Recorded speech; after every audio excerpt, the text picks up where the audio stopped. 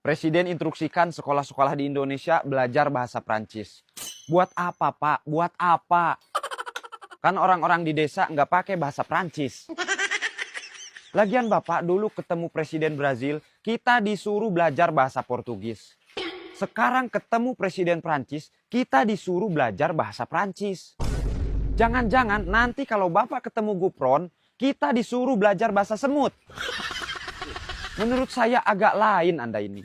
Instruksikan belajar ini, instruksikan belajar itu. Tapi fasilitas pembelajarannya kurang diperhatikan. Masa masih ada sekolahan yang plafonnya ambruk? Masa ada sekolahan yang kekurangan buku?